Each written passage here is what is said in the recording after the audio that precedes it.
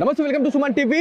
ప్రయాగ్రాజ్ మహాకుంభమేళలో భాగంగా త్రివేణి సంగమానికి అయితే వివిధ రాష్ట్రాల నుంచి అయితే చాలా మంది పీఠాధిపతులు మఠాధిపతులు అయితే రావడం జరుగుతా ఉంది. ఇందులో భాగంగానే మనతో తెలుగు రాష్ట్రాలకు సంబంధించినటువంటి ఒక తెలుగు మహారాజ్ అయితే ఉన్నారు. స్వామీజీ అని చెప్పుకోవాలి, సిద్ధయోగి మహారాజ్ గారు అయితే మనతో ఉన్నారు. ఒకసారి వారితో మాట్లాడి తెలుసుకునే ప్రయత్నం చేద్దాము. అసలు త్రివేణి సంగమానికి ఇంత విశిష్టత ఎందుకు వచ్చింది, ఈ మహాకుంభమేళలో ఈ టైంలో పుణ్య స్నానాలు ఆచరించడం వల్ల ఎలాంటి పుణ్య ఫలితాలు వస్తాయనే దానిపైన అయితే మనం మాట్లాడదాం, తెలుసుకునే ప్రయత్నం చేద్దాం. స్వామీజీ, మీరు ఎక్కడి నుంచి వచ్చారు? స్వామీజీ, శ్రీ గురుదేవ దత్త. మేము ఆంధ్రప్రదేశ్ హిమాలయస్ నుంచి ఎక్కువగా వస్తూ ఉంటాం. ఆంధ్రప్రదేశ్లో కూడా ఈ కుంభమేళా గురించి ప్రత్యేకంగా ఒక ప్రత్యేకమైన ఇంటర్వ్యూస్ కూడా ఇవ్వడం జరిగింది. అయితే ఈ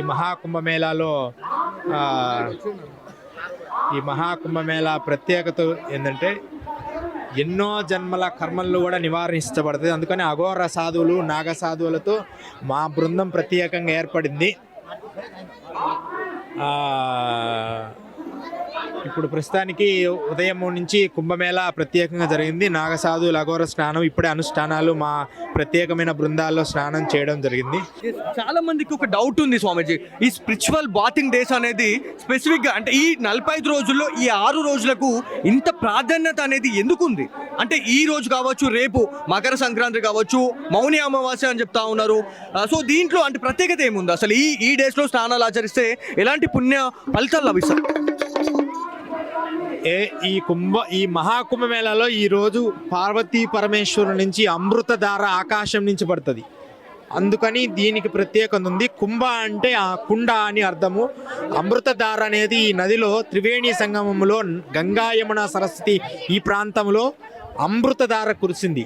అందుకని ఈ అమృతధార సిద్ధి వల్ల ఎవరైతే అమృత ధార పడిన స్థలంలో స్నానం చేస్తారు వారికి జన్మ జన్మల కర్మలు అన్నీ కూడా ఋగ్వేదంలో కూడా చెప్పబడింది. ఋగ్వేదంలో జన్మ జన్మల కర్మలు కూడా నివారించబడతాయి. అందువలన సాధువులకు ప్రత్యేకత అనమాట. చూడండి, ఎంతమంది ఎన్ని రకాలుగా స్నానం చేసినా ఇక్కడున్న పవిత్రత కానీ ఇక్కడున్న ఎంత ఆరోగ్యకరంగా కానీ ఉంటుంది. మామూలుగా ఇంత పొల్యూషన్ విదేశాల్లో గిన కలిస్తే అంత పొల్యూషన్ అయ్యి రకరకాల ప్రాబ్లమ్స్ వస్తాయి. కానీ ఇంతమంది ఇన్ని లక్షల మంది స్నానం చేస్తున్నా పొల్యూషన్ కానీ ఆరోగ్యం కానీ ఎక్కడ చెడిపోదు. పూర్తిగా ఒక పవిత్రమైన జలంలాగా ఆ నీళ్ళు తాగిన ఎలాంటి ఇబ్బందులు లేకుండా అంత శక్తిగా ఈ గంగకుంది. అందుకనే విదేశస్తులు కూడా ఈ గంగా జలాన్ని వారి దేశాలకు తీసుకెళ్తారు, ఈ త్రివేణి గంగా జలాన్ని. అందుకని ఈ కుంభలో ఖచ్చితంగా ప్రతి భారతీయులు స్నానం చేయాలి. ప్రపంచ దేశాల్లో అతి గొప్ప ఒక మేళా జరిగింది. అతి గొప్ప లక్షల మంది కలిసి జీవిస్తున్నారంటే ఈ కుంభమేళాలో ఉన్న ప్రత్యేకత. ఇక్కడ మాత్రమే, ఈ భారతదేశంలో మాత్రమే ఈ అద్భుతమైనది మనం చూడగలం. చాలా వరకు కూడా మనకి ఈ త్రివేణి సంగమం గురించి మాట్లాడుకుంటే దాదాపుగా మనకి మీరు చెప్తా ఉన్నారు ఏదైతే అమృతాని కోసము మనకి ఇదంతా చేసే టైంలో ఈ 4 డ్రాప్స్ ఏవైతే చుక్కలుగా పడిన తర్వాతనే ఇదంతా ఏర్పడిందని చెప్పేసి కూడా చెప్తా ఉన్నారు. ఒకవేళ ఇక్కడికి రాకపోవడానికి ఇబ్బంది పడే వాళ్ళు ఎవరైతే ఉన్నారో వాళ్ళు ఎక్కడైనా ఇంకా ఇట్లాంటి ఈ కుంభమేళకు సంబంధించినటువంటి ఈ పుష్కరాలు ఏదైతే మనకి స్నానాలు చేసే పరిస్థితి ఏమైనా ఉందా? అయితే అలా ఈ కుంభమేళా వచ్చిన నీటిని వారి ఇంటికి తీసుకెళ్లి స్నానం చేయొచ్చు. అంతేగాని ఇలాంటి కుంభమేళా స్నానాలు మొత్తం 4 ప్లేసుల్లో జరుగుతాయి. కుంభమేళా వేరు, పుష్కరాలు వేరు. మీరు పుష్కరాలని కూడా ఒకటి ప్రస్తావించారు. పుష్కరాలు అనేది వాటి పుట్టిన జన్మ నక్షత్రాన్ని బట్టి వస్తాయి. కానీ కుంభ అనేది అలాంటిది కాదు. ఓన్లీ 4 స్థలాల్లో జరుగుద్ది. 1 హరిద్వారు, 2 ఉజ్జయిని, 3 నాసిక్, 4 ప్రయాగరాజ్. ప్రత్యేకత ఏంటంటే ఇక్కడ గంగా యమున సరస్వతి 3 నదులు కలిపి రావడం. మిగతా ఇన్ని నాసిక్ కానీ హరిద్వార్ కానీ ఇవన్నీ కూడా ఒక్కొక్క నది మాత్రమే.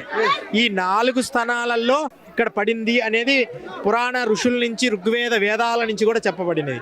ఉపనిషత్తులు, తర్వాత పురాణాలు, దాదాపు గురు పురాణం కానీ రకరకాల పురాణాలు ఉన్నాయి. ఆ శివ పురాణం కానీ అన్నిటిలో కూడా ఈ కుంభ ప్రస్తావన జరిగింది.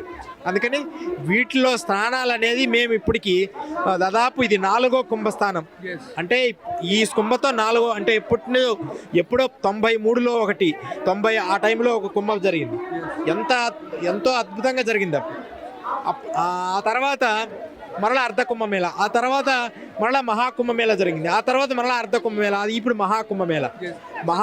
చాలా మందికి కూడా ఒక డౌట్ ఉంది స్వామీజీ, అంటే ఈ మహాకుంభమేళలు అంటే దాదాపుగా 12 మహాకుంభమేళలు కలిపితే ఒక పూర్ణ కుంభమేళ అని చెప్పేసి కూడా చెప్తా ఉన్నారు. అంటే 144 సంవత్సరాలకు ఒక్కసారి వచ్చే ఇది ఒక మహా అద్భుతమైనటువంటి కుంభమేళ అని చెప్తా ఉన్నారు. సేమ్ అది అది అదేనా, లేకపోతే ఇంకా ఇది ఏ రకమైనటువంటి కుంభమేళ అని చెప్పుకోవచ్చు? చాలా మందికి డౌట్ ఉంది, కానీ అది నిజం కాదు. 144 సంవత్సరాలని మనం నిర్ణయిస్తున్నాము. ఇది యుగాల ఫలితం ఉంది. మెగస్తనీస్ అనేది ఎప్పుడో గ్రీక్ తత్వవేత్త చాలా యుగాల నుంచి ఇది ఉంది, తరతరాల నుంచి ఉంది. ఓన్లీ 104 సంవత్సరాలు అనేది మన నిర్ణయాలు. అవి ఈ 144 అని మనం అనుకుంటున్నాం, కానీ ఇది కాదు. ఇది సనాతనం నుంచి ఉందన్నమాట, ఆది కాలం నుంచి. అంటే ఈ సనాతన భూమి ఎప్పుడు ఏర్పడిందో, అయితే దానికి ప్రత్యేకంగా ఎప్పుడు గుర్తింపు వచ్చిందంటే 4వ శతాబ్దం నుంచి వచ్చింది. ఎలాగా గురువుగారు 4వ శతాబ్దం వచ్చిందంటే, ఆదిశంకరాచార్యులు అఘోరాలకి నాగసాధువులని ఒక ప్రత్యేకమైన అఖాడాలుగా 4 అఖాడాలుగా నిర్ణయించారు. ఆ 4 పెరిగి 16 అఖాడాలుగా ఇప్పుడు మారాయి. ఈ 16 అఖాడాల్లో కూడా విభిన్న రకాలుగా ఉన్నారు. అలా ఈ 4 అఖాడాలకు సంబంధించి ఎప్పుడు ఏర్పడాయి? ఆదిశంకరాచార్యులు వారు భారతదేశానికి ఒక రక్షణ వ్యవస్థ కావాలి అని చెప్పి, అందుకనే గురు పరంపర అస్మదాచార్య వందే సదాశివ సమారంభాం శంకరాచార్య మధ్యమాం అస్మదాచార్య పర్యంతం వందే గురు పరంపర అనేది ఒక ప్రత్యేక ప్రాతిపదిక. అందరూ అనుకుంటారు ఏదో సన్యాసులు మాత్రమే శంకరాచార్యులు చేశారని. కాదు. నాగసాధువుల్ని కానీ అఘోర సాంప్రదాయాలు కానీ ఇలా ఉండాలి, మీరు ఇలా నడవాలి, అఘోర సాంప్రదాయం ఇలా ఉండాలి, నాగ సాంప్రదాయం ఇలా ఉండాలని. తర్వాత దానిలో పెరుగుతూ కిరాణాం బాబా అని కాశీలో ఉంటారు, బాబా కిరాణాం, ఆయన దగ్గర నుంచి ఇంకా ఈ అఘోర సాంప్రదాయం పెరిగింది. అయితే వీటికి మూల పురుషులు మాత్రం మత్స్యేంద్రనాథుడు. శంకరాచార్యులకు అంటే మూలం ఉన్నారు, కానీ ఈ కుంభమేళాలో ఒక ప్రత్యేకంగా అఖాడాలుగా మారింది. శంకరాచార్యుల కొంత కృషి ఉంది, కానీ ఈ అఘోర సాంప్రదాయానికి అధినేత మాత్రం మత్స్యేంద్రనాథుడు. మత్స్యేంద్రనాథుడు అంటే యుగాలి, రావణాసుడు కంటే ముందువాడు, యుగాల్లో కృతయుగము నుంచి ఉన్నాడు. దాని తర్వాత గోరక్షానాథుడు అంటే ఆవు పేడతో ఆయన జన్మించారు.